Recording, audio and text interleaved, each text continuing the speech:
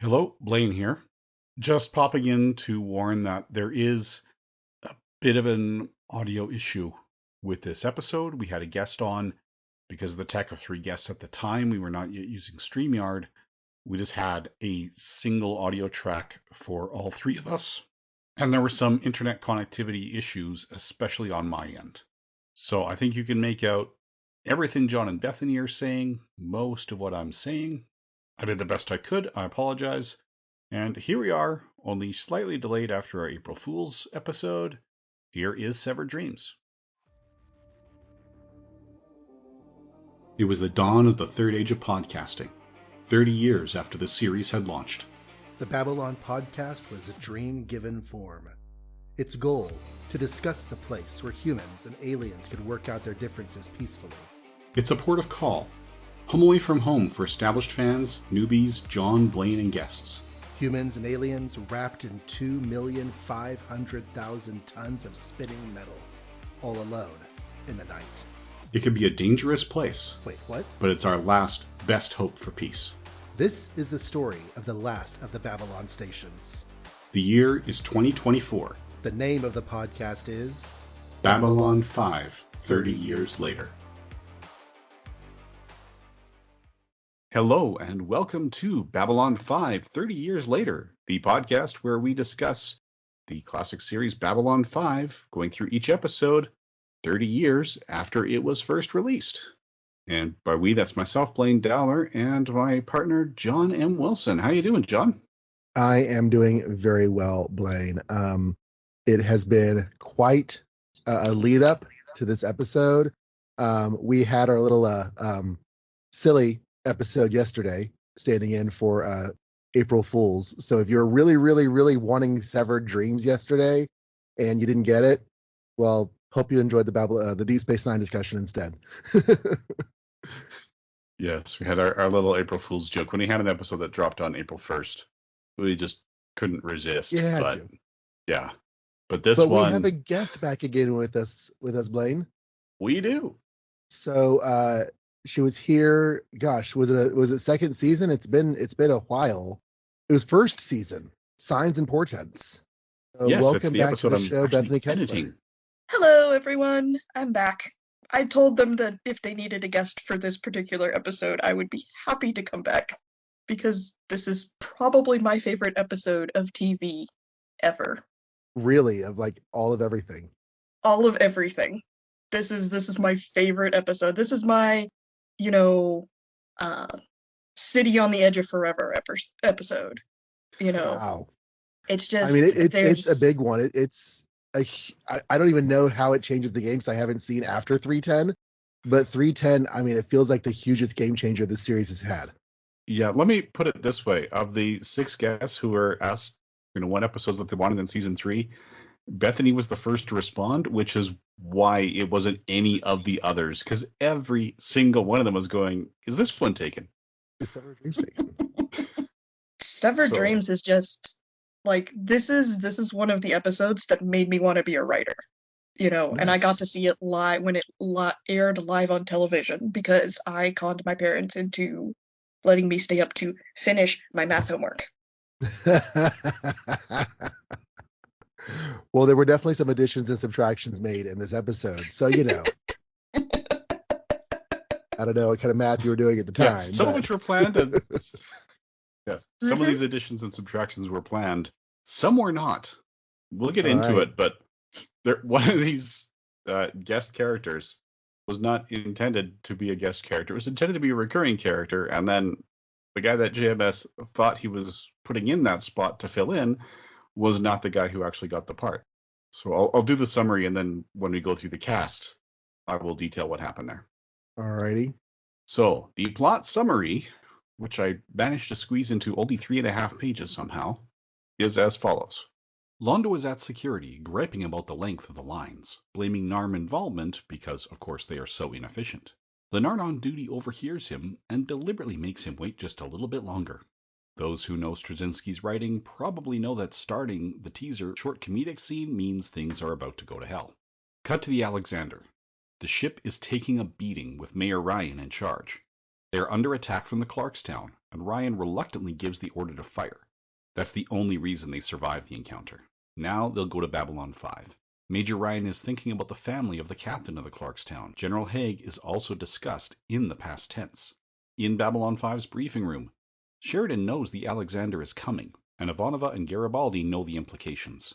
They have to block all communications so Earth can't be tipped off that the Alexander is on the way. They are leaving one outgoing channel intact, and the incoming ISN feed. Lanier brings Dr. Franklin to a wounded Minbari Ranger and Delenn. The Ranger needs to get to Medlab past security, so they'll need to get him past the Narns they can't trust. They don't know which those are, but G'Kar does, and he emerges from behind the cargo. He will carry the Ranger and lead the rest to Medlab. ISN's broadcast. Mars will ignore the martial law order.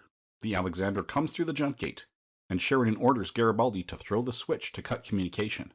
Sheridan orders everyone to support the Alexander, and allows those who do not wish to disobey standing orders to leave. Nobody does. Sheridan gives a rousing speech about helping friends who wear the same uniform and swear to protect Earth. In Medlab, the wounded Ranger awakens.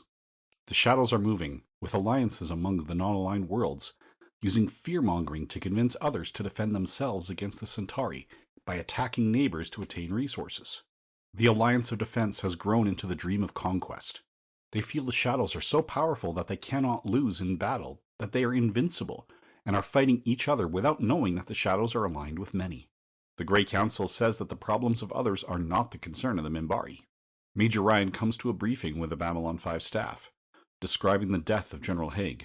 Ryan details the shock troopers out on Earth, and the support of the populace because of the lack of crime. There is a chance to fight back, with Mars refusing orders.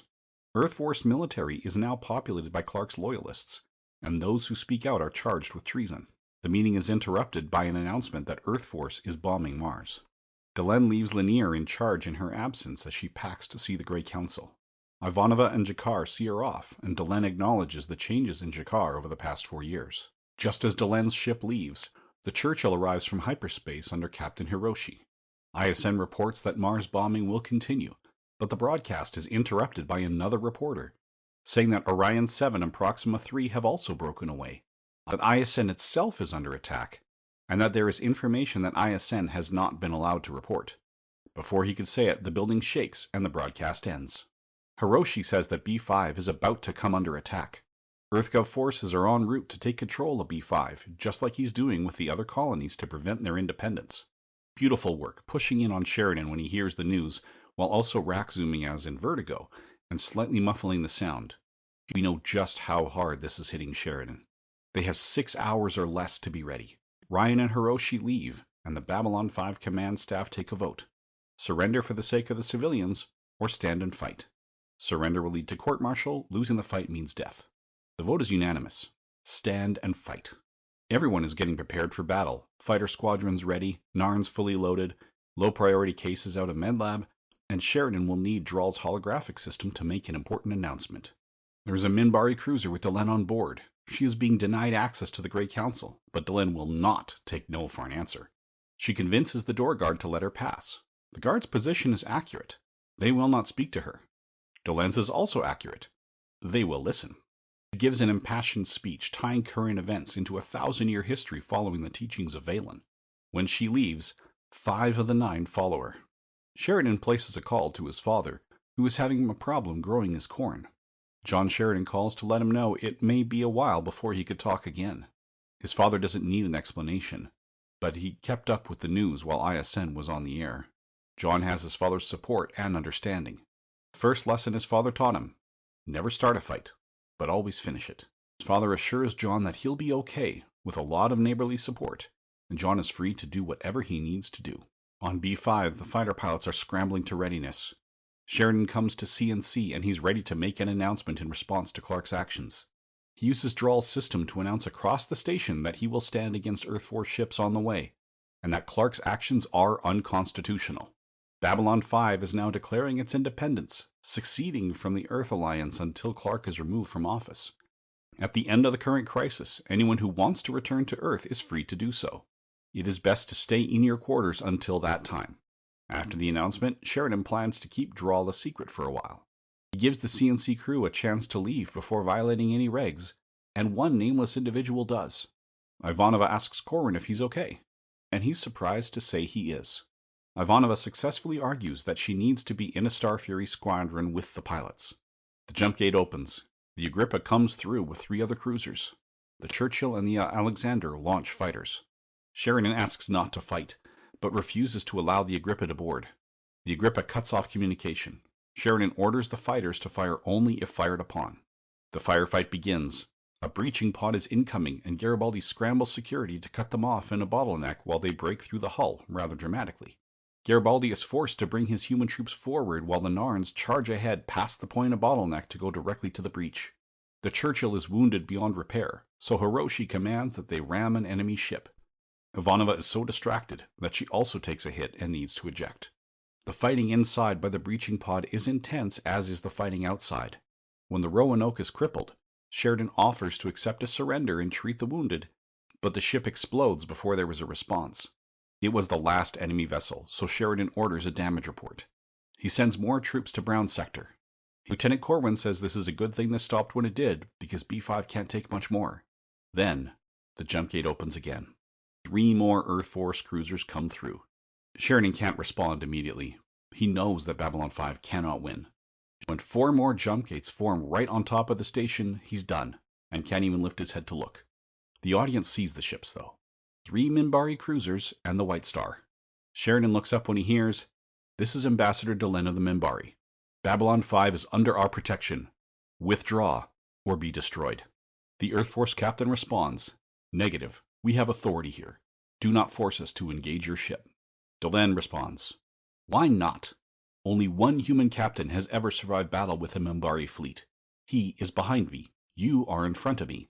If you value your lives, be somewhere else." The Earth Force cruisers turn and leave without firing a shot. The fighting near the breaching pod is done, and Babylon 5 won, but with heavy losses. Zach Allen helps a wounded Garibaldi relax. Ryan and Sheridan are in the briefing room. Sheridan is not wearing his Earth Force coat. 30% of the Babylon 5 Starfuries are destroyed or disabled. Ryan took on surviving pilots and Starfuries from the Churchill, and doesn't have space for them all, so he offers the balance of ships and pilots to Babylon 5. Sheridan is notified that Delenn is now on board. Ryan is taking the Alexander away to divide the attention and get more support. On the way out, Sheridan explains that he can't wear his Earth Force jacket until all of this is over. Garibaldi and his wounded leg are waiting for Sheridan. Volunteers and Night Watch are being shipped out, but they aren't confident that they have identified them all and need to prepare for sabotage.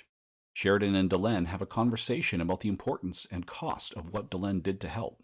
She refers to him as her partner and says she had to. She offers her hand to shake, and Sheridan lifts it to kiss it, but Ivanova and Franklin arrive and interrupt the tender moment. Ivanova takes Sheridan and the others to the Zocalo, where there is a mass of staff and civilians waiting to give Sheridan an ovation. He puts his arm around Delenn as the camera pans to a torn Night Watch poster in the background. Continuity note: while Garibaldi's leg is injured here, that will switch to his arm. This scene was filmed before the breaching pod fight, where Jerry Doyle was genuinely injured, so they moved the character's wound to match the actor. But yes, that is the plot of this one. Wow. We just kind of have general discussion and people throw out thoughts as they want to. So Bethany, what's your first thought on this? Oh man, like I said in my introduction, this is my favorite episode of television just ever. There's so much I love about this one. Like, from the fact that we really get to see G'Kar come, like we really, especially with this season, up to this point, we really get to see G'Kar kind of like coming more into his own, and that's fantastic. But you also get to see like the issues of what happens when like the Earth Force Alliance is coming apart, and what does that mean for a station that is ostensibly just supposed to be like, like the UN, essentially. Mm-hmm. This is like the UN. It's supposed to be a neutral place for business, for ambassadors. And I mean, there is a part of me that will never not love Delenn's little speech at the end. If you value your lives, be somewhere else. what a hell of a cavalry scene, right? Like, and yeah, it's just like, don't be here unless you want to die. Be somewhere else. like that is Yeah, a just few one weeks of ago, I those, mentioned a YouTube video. yeah, the that clip, just of her doing that just made my tiny girl nerd heart just grow, a million sizes. To see a female character being that awesome on screen, Mm. and having her out front, and she's like, the only person who's ever um defeated a Minbari cruiser is behind me. So it was, from just like a female perspective, that was like really, really awesome. And it wasn't really something I'd seen a lot of at that point. Right. And then just we get you really get a sense of just like the impact that this is having. One of my favorite things about this series is that nothing is just like hand waved away to where it's just miraculously all better in the next episode. You actually get to like see the repercussions and the consequences of decisions that are made. Um, and it's and then of course you've got all of these interactions going on against the backdrop of the Shadow War, um, which I know, John, you're still getting to some of that, so I won't say anything more than, oh boy, it's going to be fun from here on out. It is. A few weeks ago, I saw a YouTube video that I mentioned on the podcast. It was a countdown of the top 25 Here Come the Cavalry moments in all of entertainment, and there had 24 motion pictures. So, like, number 2 on the 25 countdown was Falcon going on your left, and then all opening from Avengers Endgame. Yeah. And number 1, they're going, yeah, you know what the best of all time? From a movie. It was from Babylon 5, Severed Dreams. And considering how much this is intense. They had never had more than 70 effect shots in a show or in a single episode prior to this. This had over 100. And as it was, they did get it uploaded to the servers, finished and done, and ready to go out to all their affiliates with a few whole minutes to spare because they were putting this together. But so much was happening. So Babylon 5 like Star Wars going out with the film this, still wet in the cans. Yeah, this one was done weeks. So everyone involved had their scripts months in advance. The director, the actors, everything. They had checked and rechecked the actor availability, including Robert Foxworth, who plays General Haig. That character was created for his role in this episode. And days before filming was supposed to start, they got a call from Robert Foxworth saying, yes, he'd accidentally been double booked. And even though the convention amongst actors and whatnot in this situation is to take whatever you booked first, he chose to take the higher paying booking he had on Deep Space Nine, which did not go over all that well. So even when JMS was doing Jeremiah, and the network came to him and said, what do you think about Robert Foxworth? We know you have an issue with him, but are you willing to think of him in this role? JMS said, sure, I'll show him. There's no hard feelings. And just to show him that, yeah, he was really giving him the chance to shine, he wrote something like a 10-page monologue that he handed him on the first day of shooting and had the director do multiple takes just to say, hey, I get it, let's show what you can do. Anyway, so they were scrambling. They needed someone. And Straczynski went to a cafe that was frequented by Hollywood types. It was right in the middle of the studio area. And he bumped into Everett McGill, who those who have seen Twin Peaks would know as Big Ed Hurley. Yes. Yes, JMS is a huge Twin Peaks fan, so I should probably watch that at some point. And he went up to Everett McGill and said, hey, I've got an idea. It's the perfect role for you. We'll get in touch. He left, called the casting director, and said, oh, no, I've got it. I sorted it out. I talked to the guy in the cafe. It's McGill something, because JMS is terrible at remembering names. And the casting director went, Bruce McGill? And JMS said, yeah, that sounds right. And then he showed up on Monday morning when filming had already started. And there's Bruce McGill, and not Everett McGill. So Wow. yeah, so when JMS tells the So story, there he was going to be emphasizes Everett McGill in the role of the major? yes. So JMS emphasizes that yeah, Bruce McGill knocked Ryan out of the park. He had the right level of compassion to sell it when he's like, yeah, did you ever meet that captain? He's got the wife, he's got the kids. It's just like he delivered, but so much was accidental last minute swapping. Yeah, it's just like Kismet came and like made this what it was and made it as awesome as it is. Like there was so much hard work, but there was a lot of stuff that was just like it was the right time and the right place and the right person. And I mean this episode, I mean, beat out like because this won the 1997 Hugo Award for Best Dramatic Presentation. Like this beat out like Mars Attacks and Star Trek First Contact and Independence Day. And That's back before while they had short form and long form divisions for that category. yeah, exactly before they had short form, long form, and you know that was a major thing because the Hugos were just like the standard for awards in the science fiction fantasy genre, and the fact that it beat out a Star Trek thing was just incredible. A Star Trek feature film. Yeah. Yeah, a Star Trek feature film. It beat Which out not First one, Contact but is a really good action sci-fi movie. It's pretty solid. These two have a lot going for them in very similar genres. But yeah, yeah, this has moments that definitely stand above. yeah. I Um, mean, and it wasn't just that. It was Star Trek First Contacts, Independence Day, and Mars Attacks, all feature mhm. films. Um, but this is like the original Star Trek episode, City on the Edge of Forever. This is that same level of episode where if you remember nothing else about the series, you remember this episode. Mhm.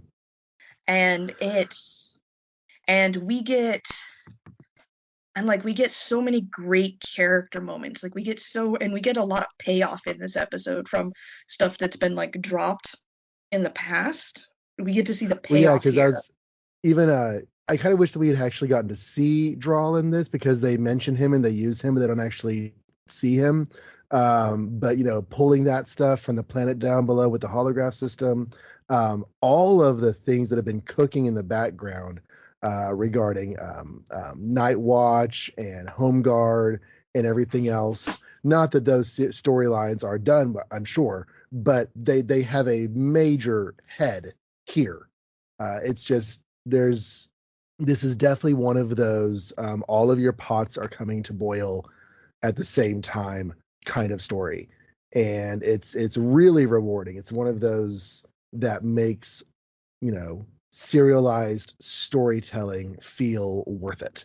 Yeah, and this is because I mean with the Earth Force stuff and then Clark Clark finally going a step too far even for the nationalized propaganda machine that was ISN. Um, just Yeah, because ISN wasn't exactly this like shining stud of unbiased reporting. Like we hadn't really seen that before. They were just giving the information, but here they're taking a stand because they're done. yeah, and that alone, just like that bit, also kind of made it hit home even more just how wide reaching and how not how important, but how serious this was. Um but yeah, it was just like, yeah, because it's you get to say, he even says, there has been stuff that we have not been allowed to tell you. And storytelling Uh, moments like that really make this feel like a complex world that we only see a sliver of. You know, that while we've been doing stuff over on Babylon 5, ISN and those people, whoever the hell they are, they've been fighting their own battle. They've been dealing with these circumstances from a completely different perspective. And we don't know what conflicts they've been dealing with trying to get unbiased reporting out there and getting quote unquote the truth out there, um, against the will of the government. but there's a story. There's a story there that, and we'll never find out the details of that, of course, because we don't need to for our show, but it's the kind of storytelling that makes you feel like this is not just a show, this is a world. Exactly. And it's funny from coming from it also as from like someone who's been in fandom for longer than I will ever admit to anyone on the record. This is what you have, the shows that you love, that you love them because there's because of this reason, because of that reason. You have the shows that you love but like you feel compelled to like write fanfic for in order to fix something that canon did that was dumb. And I can honestly say that this is one of the few shows that I've never ever felt an urge to like go and write a fix-it fic or anything, because it's so complete. And like pretty much all of my questions are answered to a certain extent. There is some stuff that I dearly love to know about, but that's also the kind of thing where I just need to find JMS at a convention one day and like just bribe him to tell me all the details. But I recommend bringing short ribs. Haha, good to know. Excellent. It'd be like according to these script books. According to the script books, he just absolutely loves a good rack of ribs. Oh, good ribs. Gotcha. Good to know. I'll just show up with a short rack of Tennessee ribs and be like, yes, this is a bribe. I would like to know all of the B5 details that never made it into the actual show itself. But man, this is an autograph line. Not anymore. It's dinner. Y'all are gonna have to wait. So, but I mean, we get a complete story, and like the people we care about everybody had as fully fleshed out character arcs, and so we get resolution. It might not always be the resolution we want to see, but it feels complete in a way that like Star Wars does not, and that like certain parts of Star Trek do not. They don't feel complete because they're still missing pieces, or there's still stuff that hasn't been explained well enough, or because they were just making episodes as they made episodes. Like, what was the thing with Worf and Troy anyway? Yeah. Or how do they figure out this, not using any currency model, and yet they're still using Latinum when they go to Quarks? And there's a lot of things that were explained here. Just a couple of the notes of casting when we're going through it, just for some of the other stuff out on the behind the scenes. Hiroshi on paper was conceived as a Caucasian male captain named Jennings, but all they put on the cast sheets was Jennings because they liked to hire the best person for the job. Kim Miori was the best audition they saw, so it got renamed Hiroshi. Nice. Okay. John Sheridan's father is played by Rance Howard, who is also the real life father of Ronald and Clint Howard. Oh. So yeah, that's in there, and this is close. We have actually never seen an episode that has every character from the opening credits in it all at once. This comes close, even though Zach Allen only has one line. It's only missing Veer. Is Marcus in this one? Entire 100. Oh no, you're right. Marcus is missing as well.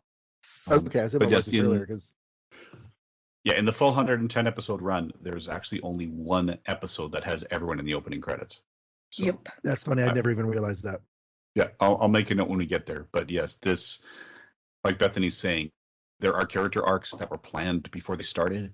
If you go including The Gathering and count the 110 regular episodes plus count The Gathering as 2 hours, we have just hit exactly the halfway point. Yep. So right now, Londo, Delenn, Lanier, they are all halfway through their arcs. Which, from an emotional structure standpoint, makes sense because we are at a peak in the emotional drama of everything. So it feels like from here we need to, of course, continue to build, but also like where I'm now expecting. I don't know how to put. I'm saying into words, but yeah. Yeah, most shows don't have characters change this much, this sensibly over. If you look at, just as an example, I know sitcoms are different.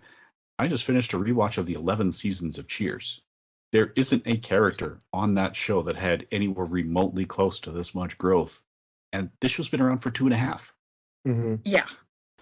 I mean, we know more about these characters. We've seen more growth than we did in the entire original series run of Star Trek, which, yes, was only 3 seasons. But you go by episode count, it's closer to the count we're going to see after season 4. Right? It would be like late season 4 by the time we get there. We didn't really start seeing actual development until the movies. Yeah, Star Trek. I mean, of course, Star Trek was 60s TV. You don't go to 60s TV for character growth. Yeah, especially since the networks would get all the episodes and decide what order to air them, and it had no bearing on what the creators recommended. So it was very rare to even see 2-parter. Even The Fugitive, which was the same era as Star next year Trek, might be didn't so much have character growth as it was unfolding of the mystery over 4 seasons. Yeah. And that was spotty at best. Anyways, really, really well done, but still just spotty because of the era. At least not in American television. Doctor Who had heavy serialization in terms of there was only one correct order to watch the episodes, because the last 2 minutes of today's episode and the next 2 minutes of next week's episode are the same 2 minutes, but still very little in terms of actual growth and development. Mm-hmm. Well, let's get into some details. This is not the beginning of the episode at all, but one of the things that I talk about whenever I try to describe the concept of shows that you have to watch in a certain order because of serialized storytelling and characters having something happen to them that lasts over the course of episodes, one of the things I always think about is the second season of Battlestar Galactica, where Starbuck injures her leg and goes through a series of healing and walking with a cane and such for about half a dozen episodes. It's not till the end of the season that she's finally, kind of getting back on her feet. And of course, there's a time jump for the 3rd season. But I think about that kind of a thing as an impact on a character. And I am now wondering, looking back, if Ronald D. Moore wasn't thinking of Babylon 5 whenever he decided to do that for Starbuck on Battlestar Galactica. I wouldn't put it past him. I mean, I could definitely see that. It'd be really amusing to have a showrunner for Deep Space Nine taking inspiration from Babylon 5 for his later gigs. Yeah, I read Stephen Bear was the showrunner, but we have heard that there have been not so much on record in the documentary and stuff, but there are people claiming that when they talk to Ira Stephen Bear one-on-one at conventions, he says that yes, the success of the serialized storytelling in Babylon 5 is part of how he won the fight to get that serialized storytelling onto Deep Space Nine. Yeah. But so people could point to this and say, you can do it. Can we please try? You can actually do it. It really is possible. Yeah, Warner Brothers sent people to Babylon 5 to figure out how are you doing this without having a forced call, meaning 5-year run of the series. Most shows will have a forced call once a week where an actor has to come back within 12 hours of when they finish shooting the next day to film, or one day to film the next day. 110 episodes, mostly with 6-day shooting schedules. The one season was on a 5-day shooting schedule. And they had a grand total of 1 forced call. They never went over budget. They never went over schedule. One year they gave $1 million back to Warner Brothers because they didn't need it. Warner Brothers sent people to the Babylon 5 sets to say, how are you doing this? And JMS said, well, step 1, write the entire season in advance. Have the whole thing outlined. Like step 1. Like plan it. Yeah, plan it months in advance. And Warner Brothers is like, oh, that can't be done. And he's like, really? Do you want to see? There are, David J. Eagle directed this one. This is his 4th of 13 episodes of Babylon 5. He had something like 2.5 months of lead time with the script. Would have been the shooting draft had Robert Foxworth stayed available. Whereas on Deep Space Nine, it is not uncommon for you to get the first draft on a Friday when you're going to start filming on a Monday. And when you show up on Monday, it's been rewritten. Yeah. And so, I figured it out, Blaine. Babylon 5 is how you podcast. You plan everything out months, weeks, years, decades in advance, and then you just make it all happen, and you're never over budget, you're never late. You just put them all out there. And I'm waiting for $1 million check. Thanks. Really, you're... Yes, you say this. We are recording about episode 310. Yesterday we released our coverage of episode 111.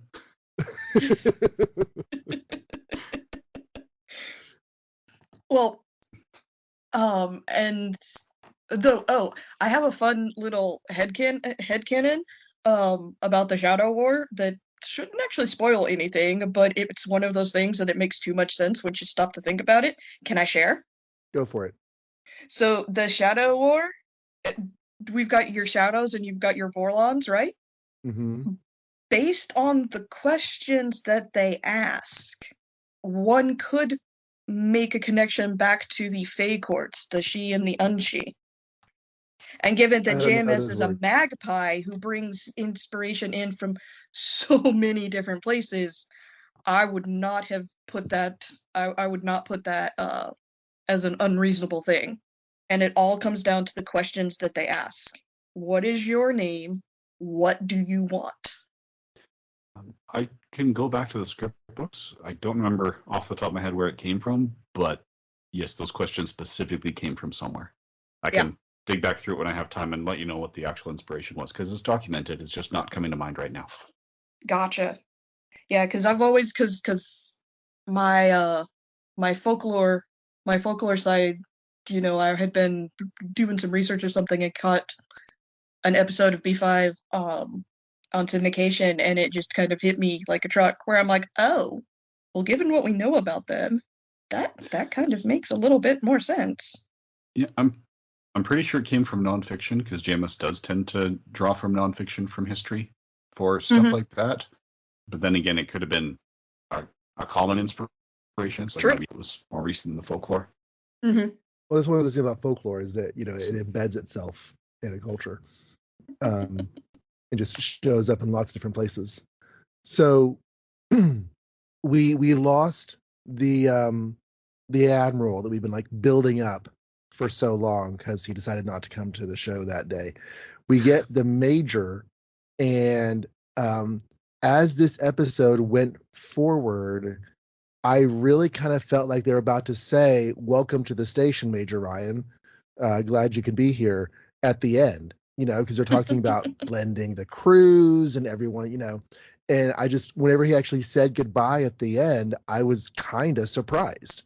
I thought maybe he was going to become part of the show, and maybe he'll come back. I keep hearing that there are still more major characters that we haven't even met yet, so I'm on the lookout for other people to show up and join the party.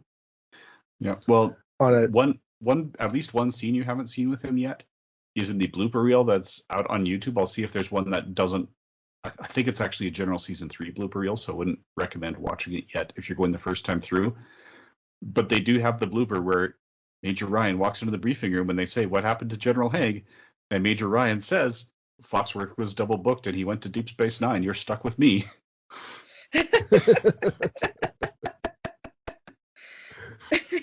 and on the other side of that coin, um, when Ivanova is in the fight and things are finishing up, I wasn't entirely sure she survived because like eject, and she ejects, her Star Fury crashes, and we don't see her again for it's probably not actually that long, but it feels like a while.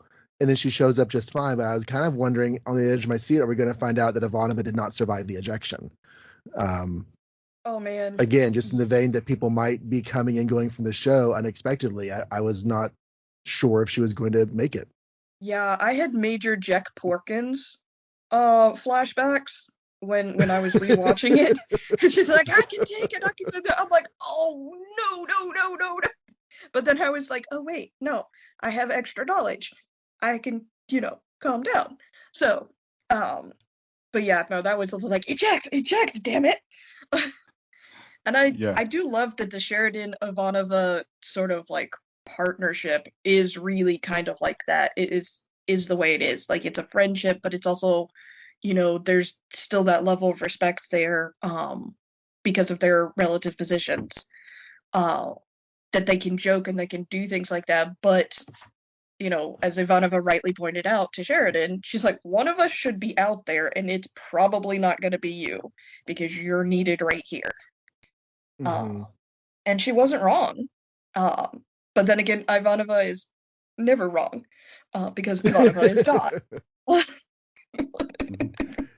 Yeah, wasn't that the As mantra? we're I will listen to releasing, Ivanova. right? as we're releasing episodes, I'm rewatching and re-listening along, and so we've released episodes about survivors and believers, and around that time, there is a scene where Ivanova tells, oh crap, Sinclair that someone's approached, that maybe raiders or something are approaching. I forget exactly what, and he's like, "Okay, is Garibaldi available?" And she's like, "Of course, I'll see if Garibaldi's available because I certainly have plenty to do here. I'll just walk to and fro, and then maybe for grins and change it up, I'll walk fro and to." Obviously, she getting onto his case that she has 100 hours of combat experience and she should be the one out there, taking flight, patrols. And he lets her go, but I was reminded of that in this because it's kind of a similar scene. She wants to be out there fighting, and she has to convince her commanding officer that she can do that. Or that she should do that, not that she can. Yeah, there's I always just love watching them just interact, especially if they're interacting on the bridge and you can see Corwin in the scene because Corwin's just sitting there going, "I am the third man, please no one notice me." His eyes just like staring back and forth. Don't look at me. He has really pretty eyes. He has very pretty eyes. But it's like every time they're like bickering or something, he's got the look of mom and dad are fighting, please God no one notice me. Yeah, although none matched the look of terror when he was being interviewed by the ISN reporter about how wonderful it was while Ivanova was watching over the shoulder. Yeah. That was great. Not this episode, but no, this pulls so much to me. I know there's still stuff to do for League in Session. Coming up to the last best hope could be a challenge to pick because there's so many great moments. Although I think I know where a few of us are going to land on that. I don't know if we're ready to move on to last best hope yet, or yeah, absolutely. I feel like we've talked a lot about the episode in general, but not really any details. But also, there's so many details to talk about. I don't know what to say. I mean, we could be here for days talking about this episode. There's just so much that happens, and there's so many little details. I believe we talked about this on the last podcast, the last episode I was guesting on, that Babylon 5 really does pay attention to like the little minute like background details and like a level that not many people would. So like instead of just lorem ipsum on a lot of their like their background stuff, they actually have written in like little like names and dates and like signs and stuff. Like it's all actually something. Yeah, there's so much in this episode. Like we could be here for days. Yeah, this was they were getting it so close to the end for the deadline for submission that the effects team were going, can we work around this effect? Can we do it this other way? And JMS had to say, no, that's foreshadowing. So there's a lot of stuff here. Well, we could do that with giving form to the dream, but yeah, I think as we're saying, this is such a can of worms. Going into minute details would turn this into a 10-hour podcast. I do need to talk about Delenn though, and her facing off with the Grey Council because she had been deposed. She was one of this ruling body, and she was a major player in the ruling body.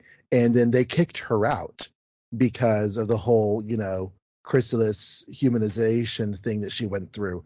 And now she comes back to call them on their bullshit and basically say, she doesn't say it in these words, but she's like, I haven't been here to be a part of this, and y'all have been doing a crap job without me, and you need to stop, and we need to change what we're doing, and we need to change it now. Well, and looking at Minbari society too, because you've got the 3 castes, and the fact that she's like, no, if you won't fight, then we will. And so you see from the Grey Council, because it's all castes, and so it's like 3, 3, 3, 3. The worker caste follows her. Obviously the religious caste was going to follow her because she's religious caste. She's also the chosen one of their chosen one of their chosen one. But it's the worker class and the religious class that commit to the fight, not their warrior class. And that points to some really interesting cracks in like that seamless Minbari calm facade that you always kind of give out, like their zenness. It shows that there are deep cracks in that perpetual zen for that society, and it's super interesting to watch. Yeah, that was not an accident that 5 left and 4 stayed, because if we recall, when Delenn was given the boot, instead of having 3 from each cast, she was a member of the warrior cast. So there were 4 warrior cast, and 4 members of the Great Council stayed behind. I thought it was a nice touch that as one of them was leaving, one of them just like grabbed their arm, and the other person just kept on going. It's like, again, we don't know either of those people, but there's a story there. Somebody was upset or sad that another somebody was leaving. It is just a tiny gesture, Another but it was little, cool. Yeah. Yeah, just that shrugging Another little off. trivia for that? Go ahead, Bethany. Oh, no, I was gonna say, yeah, exactly. Just the casual shrug off, just brushing the hand away. It's kind of fantastic. Yeah. And another bit of trivia in that scene, also on the blooper reel, Mira Furlan had a heck of a time breaking the pre-broken staff that was barely glued together. That's why she actually breaks it in an insert. They just had to actually pre-break it, and she's holding it together and then releases it rather than actually trying to break it. And there's a small visual effect on the staff that is probably there to help cover up any visible signs of separateness in the staff parts. Yes, works much better than, say, the 5th season of the X-Files when it first hit DVD. That's when they started filming in widescreen, but they're still broadcasting 4:3.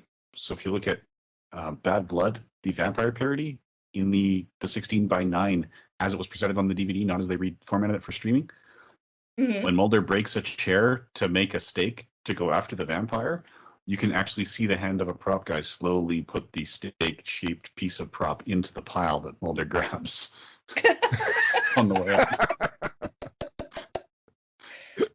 That's great. Oh, that's fantastic.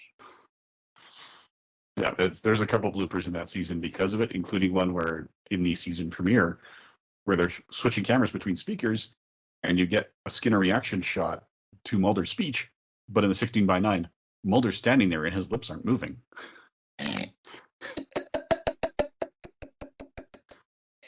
Oh man. The moment where we find out that people are coming to the station because the Alexander is here now, and then Hiroshi is like, no, they were already on their way.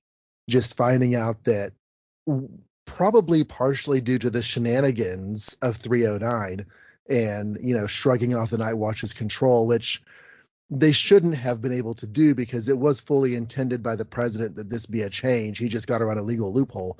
That was, a huge moment because it's like, oh no, things are really, really going to go down. Hiroshi steering her ship into one of the other ships as a last-ditch effort. The Minbari showing up. Finding out that the shadows are turning non-aligned worlds against each other and playing both sides off against each other is just, there's so many moments here where the storytelling just makes your ears go, oh. Yeah, I don't know what else to say, but there are just so many good moments. Well, and that adds to like the authenticity of it too. It's because when you're in a situation like this, you've got information coming at you from all sides. And so trying to like stop and make sense of everything, you don't have the time to stop and say, oh, well, we need to do blah, blah, blah, blah, blah, like you might be tempted to do in like a movie or something. But it's so fast that it's like, okay, but that's not an immediate concern. We'll come back to that later after we solve the fire that is currently going on right now. And it just kind of adds to the authenticity of it, the plausibility. Yeah. It's just so well done, pulling everything together. And this is the point where JMS admits he had held back this whole breaking independence and seceding from Warner Brothers in his original pitch because he thought if he told them that he was going to completely change the show about halfway through, it would have been too much a risk and they never would have bought it. So they didn't know this was happening until the scripts came in, at which point he'd earned enough trust that they let it run, because Yeah. all the script notes that they were getting from Warner Brothers were, now we don't know if this will be clear to first-time viewers. That's everything they had, and they got one of those notes was season 2, episode 3 for the entire run of the series. At this point, Warner's like, no, you're doing good stuff. Your audience has found you. You're doing well by the numbers that we care about. Just keep doing because really you know what it is. Yep. And the concern that things to be available for first-time viewers is a valid concern, but only to a point. Because at some point, you have to play to your audience that you have, and you have to talk to them. Because while you're bringing in new viewers, you can't always be catering to new viewers. And comics know this. Movies have figured it out. TV shows didn't know it for decades, but they have figured it out. And Babylon 5 is, one of the early ones to say, you know what? I don't care if new viewers can't follow it, because the storytelling is compelling enough that new viewers will want to know more. People have said that their first comic was Crisis on Infinite Earths. That's not new viewer friendly, but it's certainly new viewer intriguing. And people will want to know more. And you can't just always cater to the first time reader or first time viewer. You just have to do stuff that, whether you're first or experienced, you're going to enjoy enough to want more. And I think that don't stop coming early season 2, because at that point they were just saying, like, I mean, there comes a time somewhere, like you're saying, it only goes so far. If you're turning in the series finale, who cares if it's new viewer friendly? Right? By the time you're in the last episode ever, you just got to be paying it off for the people who've been with you the whole time.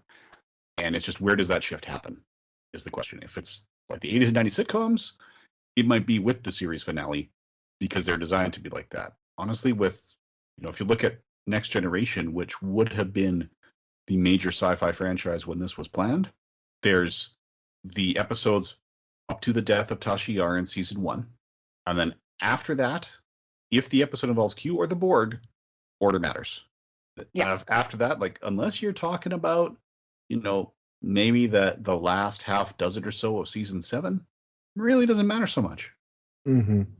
And you don't see the character growth you see here. If you were to put the Enterprise, if you were to take one of the situations that the Enterprise D was in season 1, post Yar's death, and transplant that, or maybe take early season 2 when Geordi got promoted to chief engineer in the season 2 premiere, you take that ship and you transplant it to season 7, right? That same situation, but it didn't happen in season 2. It happened in season 7 instead.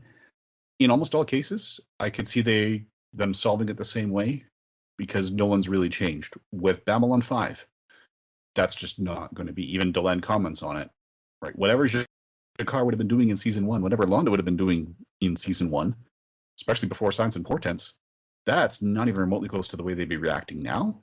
And that's not remotely close to the way they'll be reacting at the end of the series. I don't think that's much of a spoiler. So, real quick side note, when you said the death of Tasha Yar, my brain heard it as the death of Tal Shiar, and I spent like 30 seconds trying to figure out what you were talking about. Okay. Because in Star Trek, both are valid. Yes. As is the Obsidian Order, which I have recently learned in Ronald D. Moore's first script, he had called it the Grey Order. And then someone said, hey, there's a Grey Council on B5. So that he had to scratch the Grey and come up with a different name. And just ran through rocks and minerals. Obsidian Order is such a better Obsidian. name than Grey Order, though. It is, yeah. That's what he says now. He's like, he's happy he had to be in that situation, because it's a vastly superior name, and I don't know anyone who disagrees with him. I learned that in a Facebook Star Trek meme group, and everyone's like, "Oh, thank God," because even the Babylon 5 fans are going, "No, that's a good thing." Yes. Yeah, no, that's a better name. Okay. Anything else for? I know that you're the MC on this one, but anything else for the League-In session? I'm ready for our last best hope, where we pick out our standout character or character moment. And is everybody else? I'm good. I'm really curious to see if this is unanimous. But Bethany, you go first. Oh yeah, no, it's gonna be Delenn. There's no question. Just that monologue, that moment, got seared into my brain as like an 8-year-old and has never left. It is the reason why I'm a science fiction writer. So that moment. John? Yeah. It hadn't registered with me how much of a girl power moment that would have been, especially at the time, because obviously I'm an adult dude in the 2020s watching this. But yeah, I love it even more for that. But I was watching it, and whenever she said, this is Delenn of the Minbari, I literally cheered. And then whenever she said, he's behind me, you're in front of me, I was like, oh, yeah. I'm not going to say the actual word that I said out loud on the podcast here, but it's just such a capital M moment. That, yeah. Yeah. Sometimes you have a challenge picking the last best hope because, most episodes have their peaks and valleys. The tough ones to pick, they're usually plateaus. So the episode is quality. The quality is high. It's just so consistent. It's hard to pick out that bit that stands out. This one, this isn't peaks and valleys. This isn't a plateau. This is the Rocky Mountains, but Delenn is Mount Everest stuck in the Rocky Mountains. Exactly. This episode would be fantastic without it, but I mean, for me, when Earth Force rightfully says, like, under the letter of the law, we have authority here. Don't make us fight you. She just says, why not? Why not? Like, at this point, she's like, why should I listen to you? Yeah, I know what your laws say, but you are not a threat to me. So why do I care? It's so good.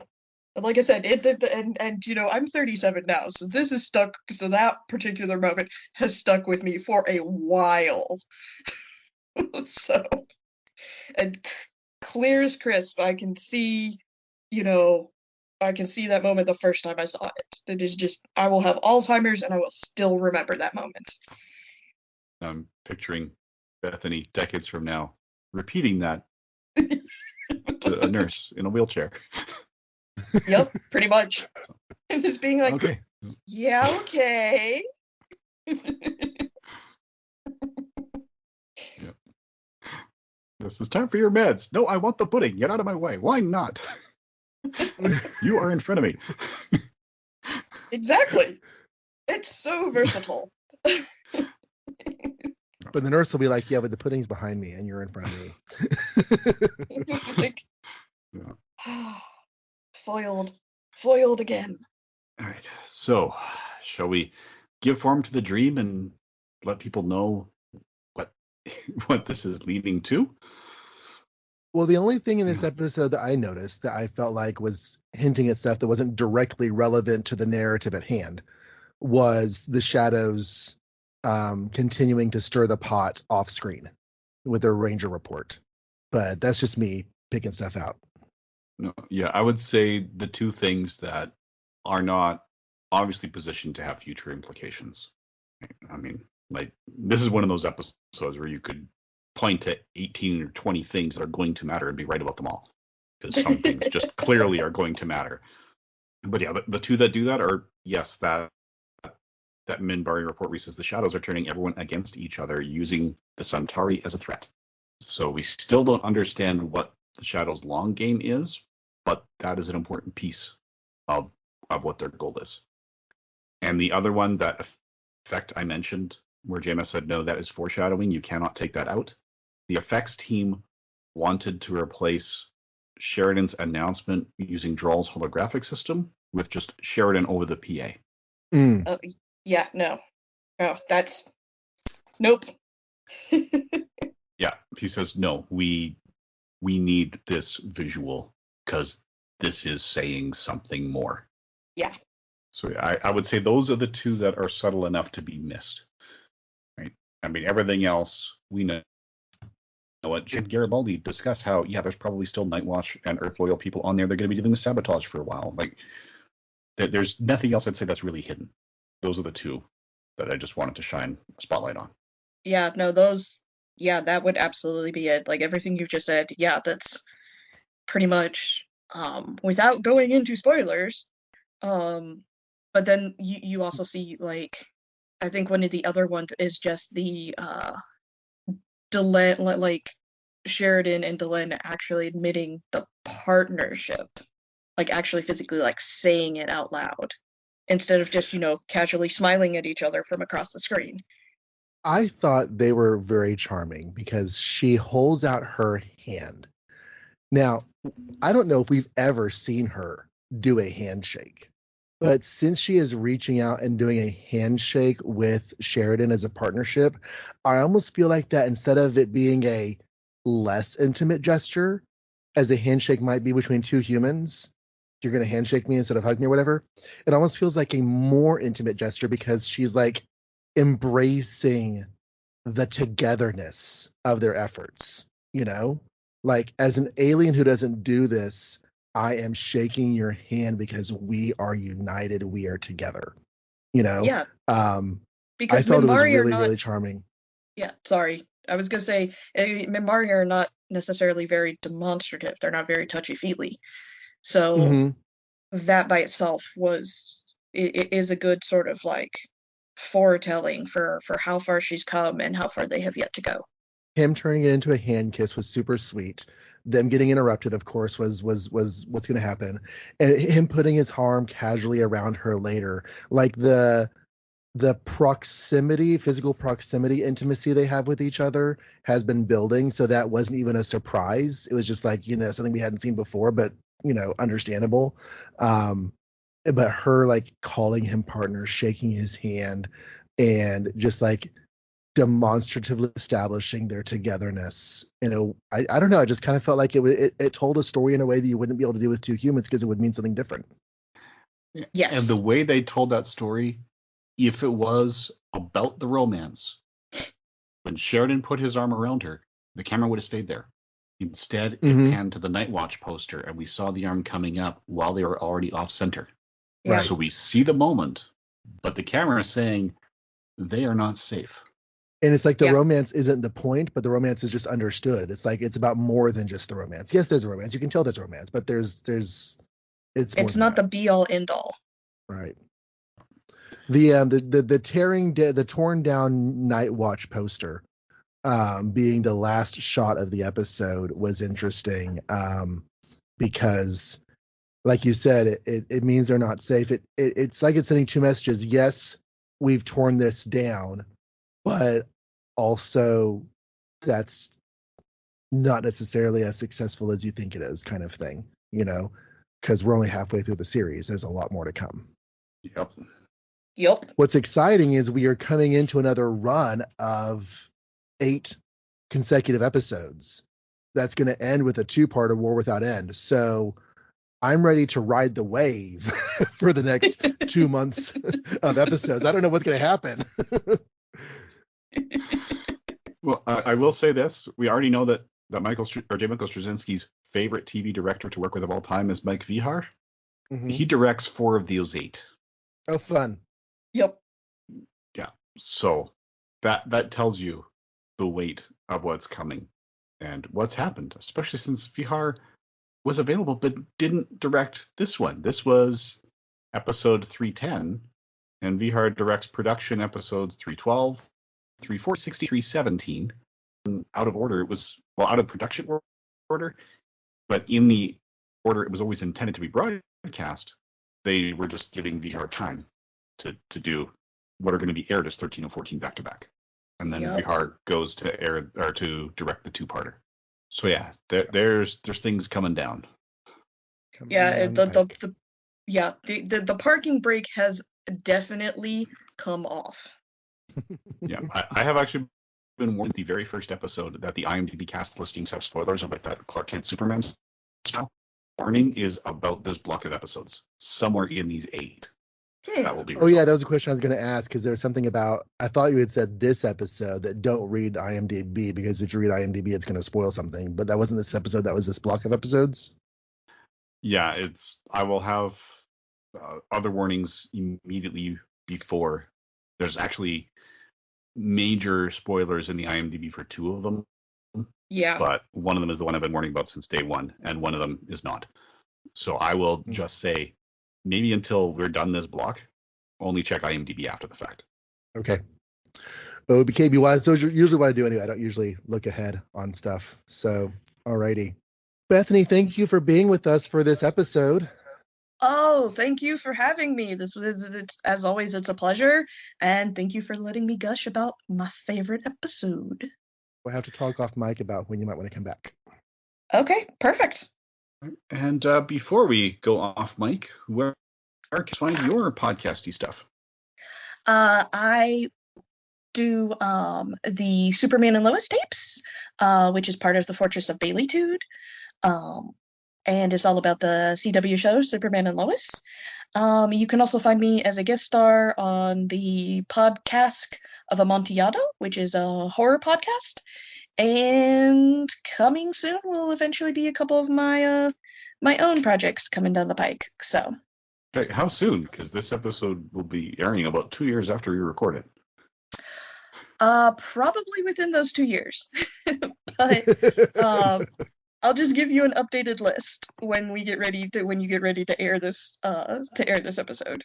Okay. All right. So again, thank you for Bethany. Meanwhile, after this block of 8 episodes, we will have our usual feedback episode. We have a few ways for you to submit feedback. One is to email us, Babylon5 30 years later, using numbers or numerals, your choice.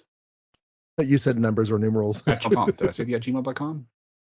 Yeah, okay. I tend to forget the at gmail.com, but without that piece, the email won't reach us.